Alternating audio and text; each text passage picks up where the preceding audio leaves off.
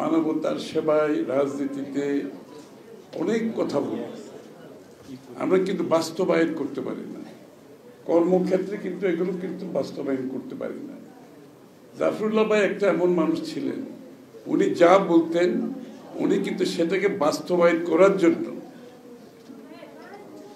ইংরেজিতে বল to move heaven and earth, উনি কিন্তু কোনো দ্বিধাদ্বন্দ্বের মধ্যে থাকতেন না। এটাকে বাস্তবায়ন করার জন্য যা যা করে সবকিছু করেছেন। আপনি বাংলাদেশের মানুষের জনস্বাস্থ্য কেন্দ্র, জনসেবা, যে ক্যান্সারের উপরে যে আমরা এত দীর্ঘ বক্তৃতা শুনলাম ডাক্তার রাস্কিন সাহেবের থেকে শুরু করে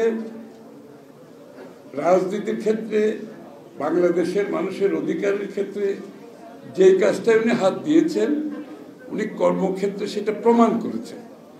বক্তব্যের মধ্যে সীমাবদ্ধ ছিলেন না এবং সশরীরে নিজে ফিজিক্যালি মুভ করেছেন, যেখানে প্রয়োজন যেটা করে সেটা করেছেন। এবং ওনার কাজগুলো আসলে মৌলিক কাজ। বাংলাদেশে যে চিকিৎসার ক্ষেত্রে ওনার অবদান, আজকে যে ওষুধ নীতির কারণে যে বাংলাদেশের সাধারণ মানুষের যে তাদের ক্রয় ক্ষমতার মধ্যে ওষুধকে নিয়ে আসা, এটা যে কত বড় একটা অবদান স্বাস্থ্যক্ষেত্রে, এটা অনেকে হয়তো অনুধাবন করতে পারে।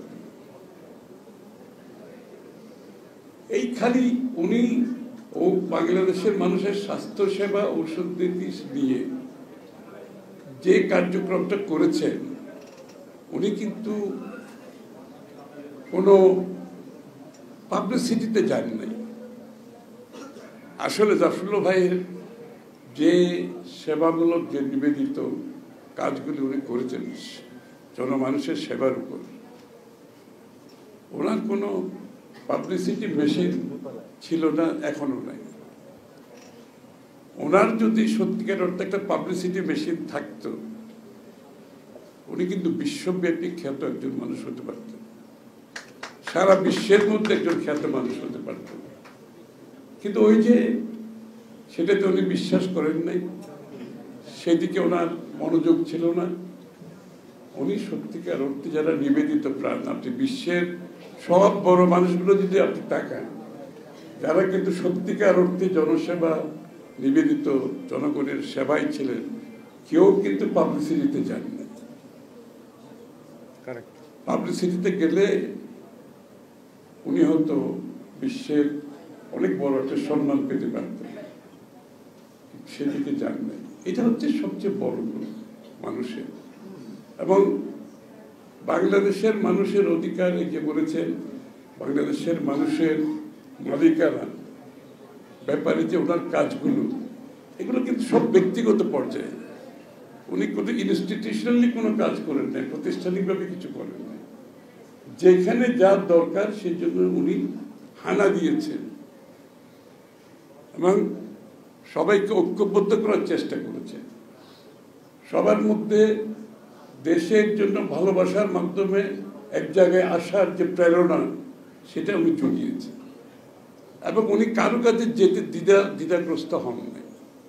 আমার মতো একজন ছোট রাজনীতিবিদ, জাফরুল্লাহ ভাই কতবার যে আমার সাথে কথা বলেছে, কতবার যে টেলিফোন করেছেন, আর ওনার টেলিফোন মানে তো উনি জাফরুল্লাহ ভাই যে বুঝতে পারছেন না যে আমার টেলিফোন টোটালি গভর্নমেন্টের সার্ভেইলেন্সে, আমার স্ত্রীর টেলিফোন সার্ভেইলেন্সে, আমার ছেলের টেলিফোন গভর্নমেন্ট সার্ভেইলেন্সে, আমার বাসার যারা কাজ করে আমার ড্রাইভার সহ সব সার্ভেইলেন্সে।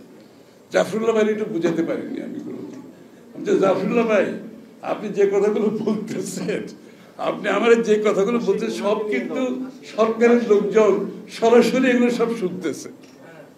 কিন্তু ওনার তো সেই ব্যাপারে উনি যে এত সাহসী মানুষ, একটা দুঃসাহসী মানুষ, যে উনি এই ব্যাপারে ওনার কোনো কি বলে তোয়াক্কা করতেন না উনি।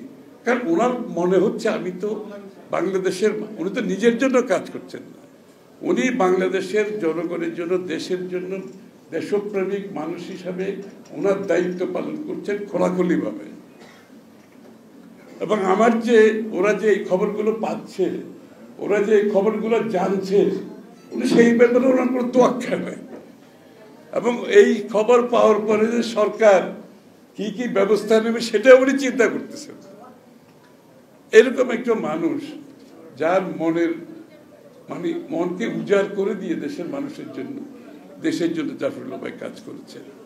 আমি তো বলছি ওনার সার্বিক যে অবদান বাংলাদেশের স্বাধীনতা যুদ্ধ থেকে, এই যে উনি লন্ডনের একটা লাইফ ফেলে এসে স্বাধীনতা যুদ্ধ করেছেন, যুদ্ধের পরে পুরা যুদ্ধ একজন হাসনাত যে ভালোভাবে বলেছেন যে মুক্তিযোদ্ধা, উনি মুক্তি পর্যন্ত মুক্তিযোদ্ধাই ছিলেন, আমৃত্যু মুক্তিযোদ্ধা ছিলেন, সঠিকভাবে বলেছেন। উনি সেখান থেকে বেরিয়ে আসতে পারেননি। তো আমি তো বলছি ওনার যদি মূল্যায়ন করতে হয়, আমাদের একটা ছোটখাটো এই পরিসরে জাফরুল্লাহ ভাইয়ের অবদান আমরা মূল্যায়ন কি আর করব? আমরা বলতে পারবো কিছু কথা। এই আমাদের কি বলে শফিক হক, আমাদের সাইফুল হক ভাই যেটা বলেছে, আসলে পাঠ্যপুস্তকে যদি জাফরুল্লাহ ভাইয়ের সম্বন্ধে পড়াইতে না পারে তাহলে কার সম্বন্ধে পড়াবেন আপনার? কার সম্বন্ধে পড়াবেন? এবং যে লোকটা বিশ্বখ্যাত হতে পারতেন পাবলিসিটির মাধ্যমে, সেই লোকটা নীরবে চলে গেছে, কোনো সময় তোয়াক্কা করেনি।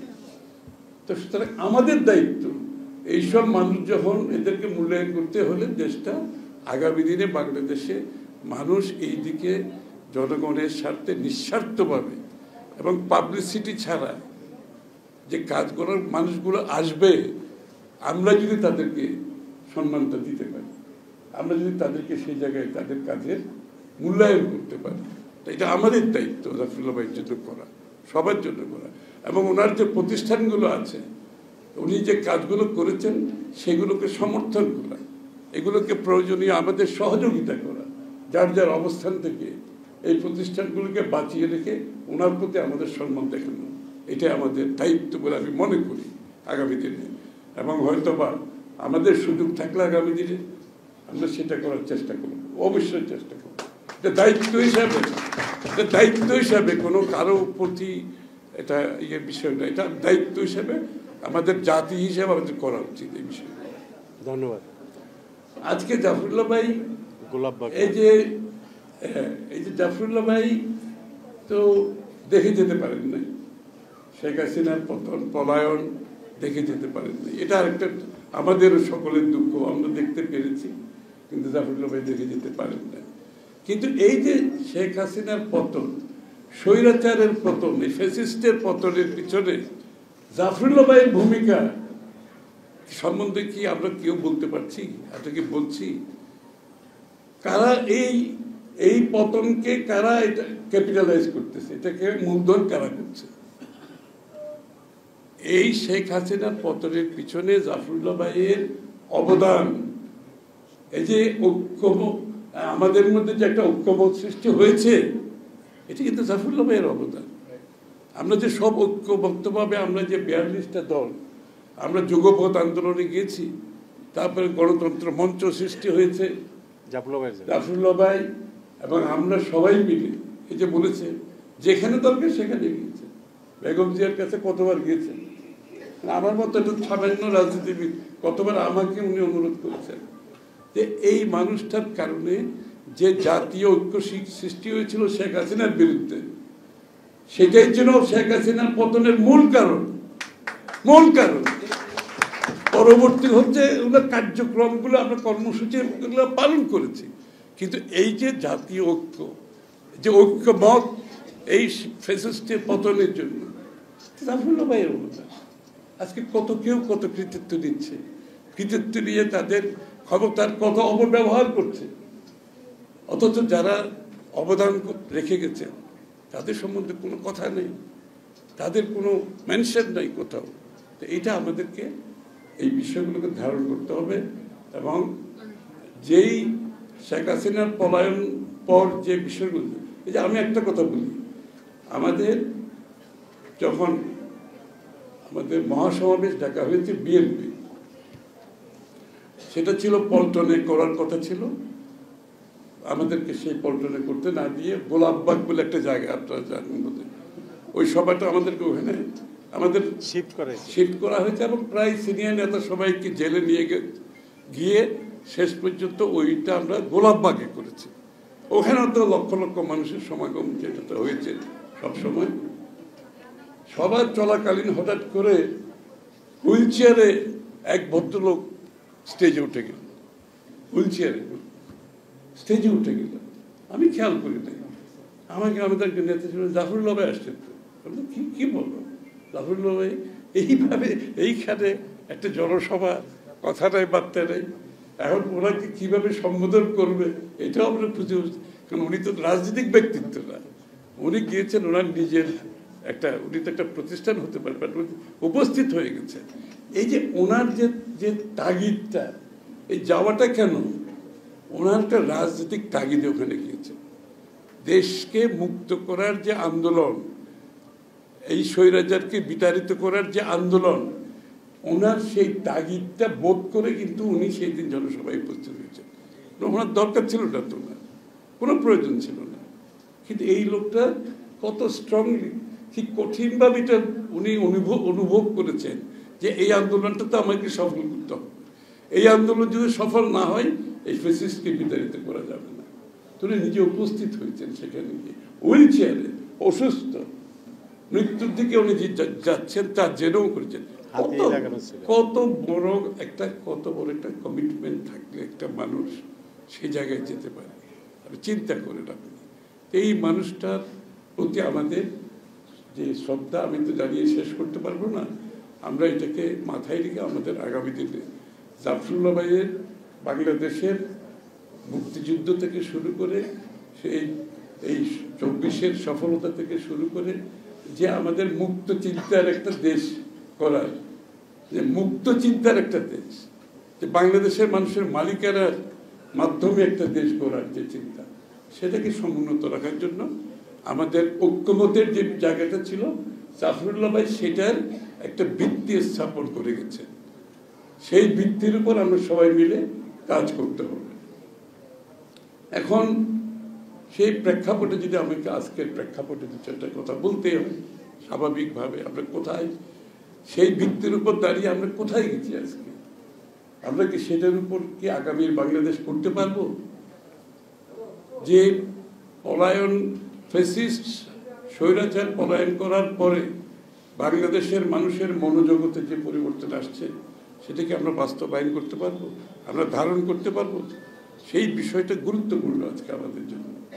তাই আমাদেরকে বাংলাদেশের মানুষের যদি মালিকানা ফিরিয়ে দিতে হয়, তার মূল ভিত্তি হচ্ছে, তার বাহক হচ্ছে যে একটি নির্বাচনের মাধ্যমে বাংলাদেশের গণতান্ত্রিক অর্ডার ফিরিয়ে আনতে হবে। এর কোনো দ্বিতীয় অল্টারনেটিভ নেই। যে গণতান্ত্রিক অর্ডার ফিরাতে গেলে আপনি যে নির্বাচন গণতন্ত্রের বাহক, তার মাধ্যমে একটা সুষ্ঠু নির্বাচনের মাধ্যমে ফিরিয়ে আনতে হবে। এখন সুষ্ঠু নির্বাচনের জন্য যে কাজগুলো করার দরকার, সেই কাজগুলো আমরা শুরু হতেই দেখতে পাচ্ছি না। আমরা সেই কাজের আশেপাশে নাই, কিন্তু আমরা যেই কাজগুলো করতে চাচ্ছি সেটা মনে হচ্ছে ক্রমান্বয়ে বিগত দিনে যেগুলো আমরা দেখে আসছি, মনে হচ্ছে একটা ভিন্ন রূপে আবার সেই কথাগুলো আমাদের এখানে, আমাদের মধ্যে একটা কনভারসেশন একটা চালু হয়ে গেছে। এখানে সংস্কারের কথা বলা হচ্ছে, এখানে যারা বসে আছে সব সংস্কারের লোক। আমরা 31 দফার সংস্কার দিয়েছি, তার আগে 27 দফা বিএনপি সংস্কারের প্রস্তাব দিয়েছে, তার আগে 7 বছর আগে দেশনেত্রী বেগম খালেদা জিয়া ভিশন 2030-র মাধ্যমে সংস্কারের প্রস্তাব দিয়েছে। তখন এখন যারা সংস্কারের কথা বলেছে, এদের কারোর চেহারা আমরা দেখি না, আর এদের অনেকে রাস্তায়ও ছিল না। এরা এখন যারা বড় বড় কথা বলছে, এর বেশিরভাগ লোককে চেহারা দেখি না আমরা আন্দোলন সংগ্রামে। আর এদের মধ্যে কেউ কেউ মাঝে মধ্যে চেহারা উঁকি ঝুঁকি মেরেছে, যখন শেখ হাসিনার ক্ষমতার চাপ তাদের উপর গেছে, তারা গর্তে ঢুকে গেছে, গর্তের থেকে আর বের হয় না। এখন গর্তের থেকে বেরিয়ে আসছে, এখন তারা আমাদেরকে সংস্কারের দিচ্ছে, কি বলে, তালিম দিচ্ছে। সংস্কারের তালিম দিচ্ছে তারা আমাদেরকে। আরে শেখ হাসিনা যাওয়ার আগে তো বাংলাদেশ, শেখ হাসিনা পরবর্তী বাংলাদেশ কি হবে এটাকে তো মাথায় রেখে আমরা সংস্কার প্রস্তাব দিয়েছি। হাসিনা পরবর্তী কিভাবে বাংলাদেশ চলবে, নতুন বাংলাদেশ আমরা গড়ব, এটাকে মাথায় রেখে আমরা সংস্কার দিয়েছি। আমরা নতুন করে শেখ হাসিনা যাওয়ার পরে সংস্কারের কথা বলছি না তো, আমরা সবাই মিলে এই সংস্কারগুলো আমরা করেছি। 27 দফা বিএনপির ছিল, আমরা যখন যুগপথে আমরা ঐক্যবদ্ধ হয়েছি তখন ওনাদের মতামতের পরিপ্রেক্ষিতে এটা 31 দফায় নিয়ে যাওয়া হয়েছে এবং 31 দফার সংস্কার বাস্তবায়নের জন্য আমরা যে আগামী নির্বাচন পরবর্তী জাতীয় সরকার গঠন করে 31 দফা বাস্তবায়ন করব সেই কথাও বাংলাদেশের মানুষের সামনে তুলে ধরা হয়েছে। এবং সবচেয়ে বড় কথা হচ্ছে 31 দফা নিয়ে আমরা গ্রামে গঞ্জে যাচ্ছি, শহরে শহরে যাচ্ছি, লোকজনের কাছে তুলে ধরছি 31 দফা। ইতিপূর্বে কোনোদিন দেখেছেন আপনারা বাংলাদেশের রাজনীতিতে সংস্কার প্রস্তাব নিয়ে জনগণের কাছে যেতে? এর আগে কোনোদিন দেখেছেন আপনারা? কোনোদিন দেখেন নাই। এই প্রথম বাংলাদেশে সংস্কার প্রস্তাব নিয়ে জনগণের কাছে যাচ্ছে, তাদের সমর্থন চাচ্ছে। কারণ দিনের শেষে আপনি যত সংস্কারের কথা বলবেন, দিনের শেষে সংস্কার হতে হবে গণতান্ত্রিক প্রক্রিয়ার মাধ্যমে। গণতান্ত্রিক প্রক্রিয়ার বাইরে গিয়ে কোনো সংস্কার করা যাবে না। এখানে কাউকে নতুন মালিকানা আমরা দিই নাই, বাংলাদেশের মানুষের মালিকানা অন্য কাউকে মালিকানা দেই নাই যারা আগামী বাংলাদেশের সংস্কার করবে। বাংলাদেশের সংস্কার হতে হবে গণতান্ত্রিক প্রক্রিয়ার মাধ্যমে, বাংলাদেশের মানুষের সমর্থনের মাধ্যমে। তার বাইরে সংস্কারের কোনো সুযোগ নেই। ইতিমধ্যে আমরা পরিষ্কারভাবে বলেছি, বিভিন্ন বক্তারা বলেছেন, পরিষ্কারভাবে বলেছি যেই সমস্ত সংস্কারের জাতীয় ঐক্যমত হবে সেগুলোর জন্য আমরা প্রস্তুত। দেরি কেন? আমরা কেন জানতে পারছি না কোথায় ঐক্যমত হয়েছে?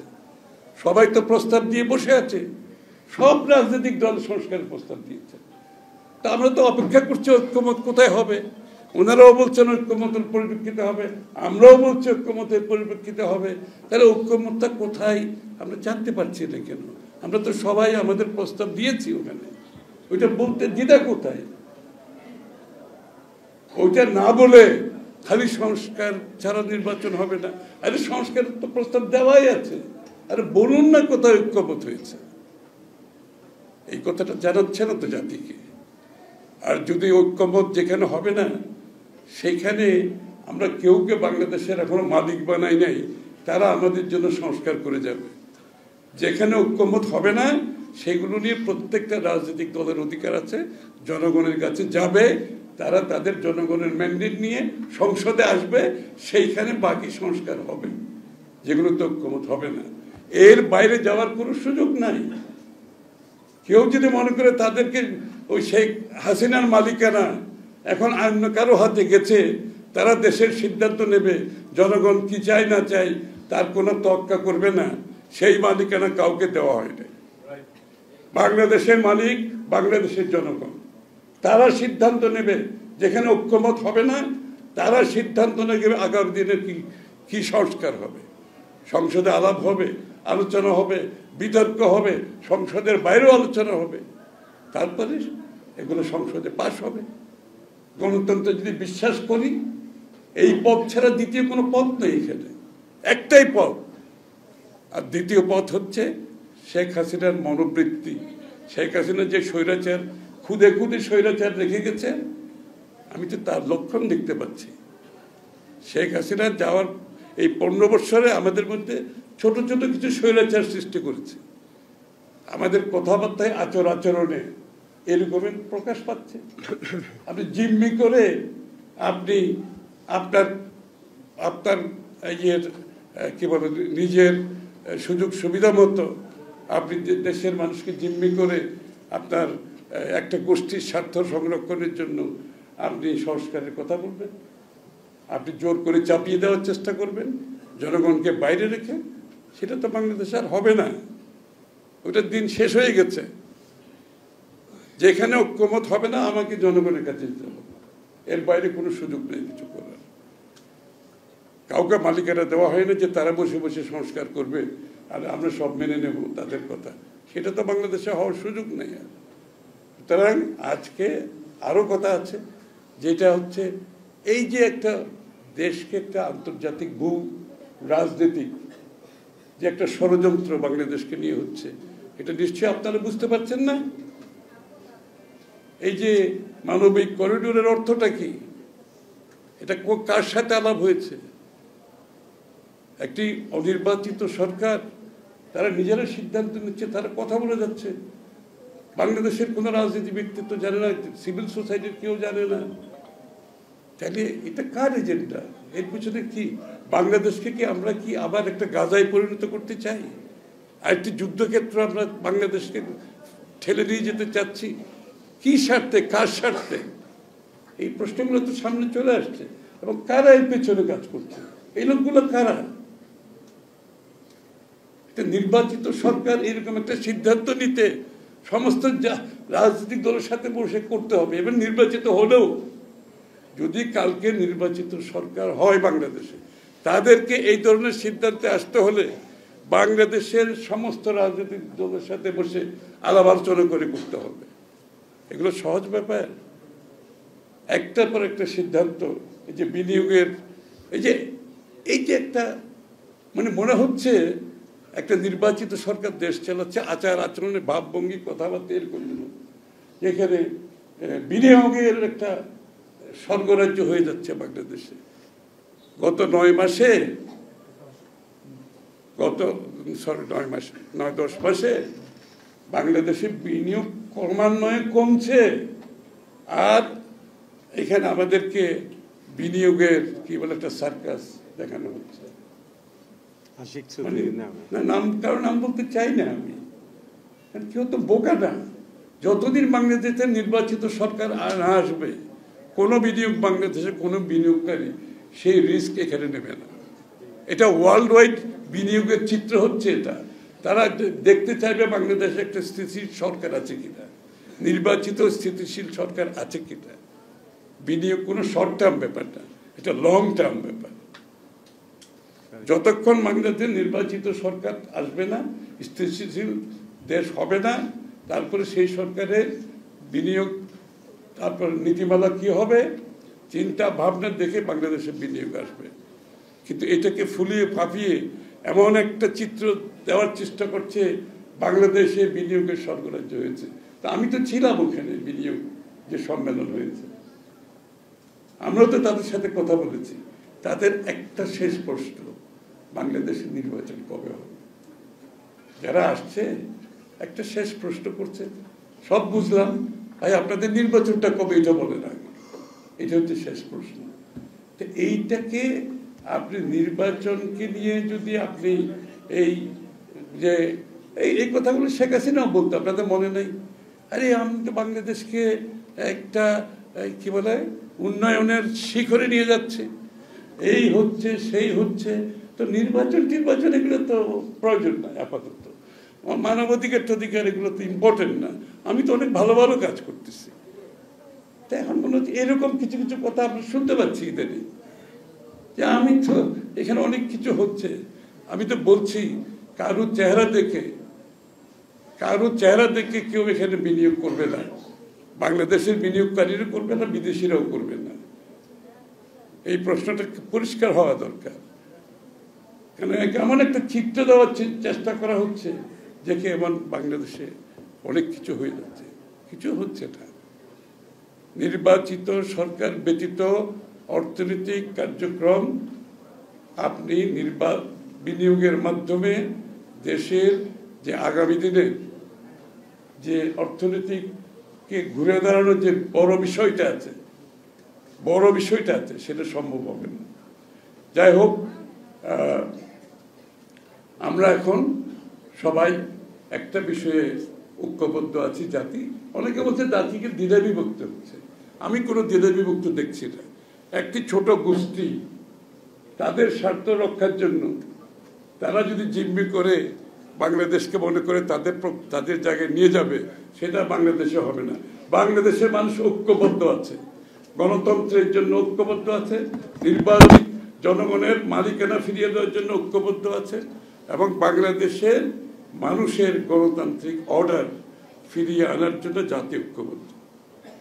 এই প্রক্রিয়াকে বাধাগ্রস্ত করার কোনো সুযোগ নাই এবং সেটা সম্ভব বাংলাদেশের মানুষের ভোটে, সরাসরি ভোটে, যেটা বাংলাদেশের সংবিধানে বলা আছে, বাংলাদেশের জনগণের সরাসরি ভোটে নির্বাচিত সরকার সংসদ ব্যতীত বাংলাদেশে গণতান্ত্রিক প্রক্রিয়া শুরু হবে না। বাংলাদেশে গণতান্ত্রিক প্রক্রিয়া এখনো শুরু হয় নাই।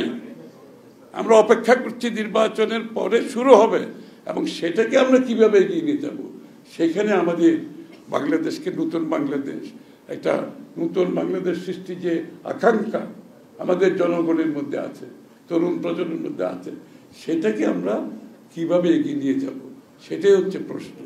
নির্বাচন বন্ধ করে নয়, নির্বাচন করে গণতান্ত্রিক প্রক্রিয়ার মাধ্যমে সেটা করতে হবে, এর বাইরে কিছু করার সুযোগ নাই কিন্তু।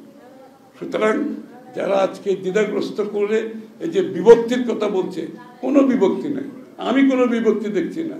চট্টগ্রামের তারুণ্যের সমাবেশে লক্ষ লক্ষ মানুষ একটা কথা বলেছে, পৌর গ্রাউন্ডের মতো মাঠ ভর্তি হয়ে তার 3 গুণ মানুষ রাস্তায় ছিল যারা ঢুকতে পারে না। লক্ষ লক্ষ তরুণদের কথা। সুতরাং দেশটা বিভক্ত কোথায়? আমি তো কোনো বিভক্তি দেখতে পাচ্ছি না। আমি তো দেখছি সবাই তরুণরা ঐক্যবদ্ধ, জাতীয় ঐক্যবদ্ধ, গণতন্ত্রের সংগ্রামে জয়ী হতে হবে এবং নির্বাচনের মাধ্যমে বাংলাদেশে গণতান্ত্রিক প্রক্রিয়া, গণতান্ত্রিক অর্ডার ফিরিয়ে আনতে হবে। এর বাইরে কিছু করার সুযোগ নাই। সবাইকে ধন্যবাদ।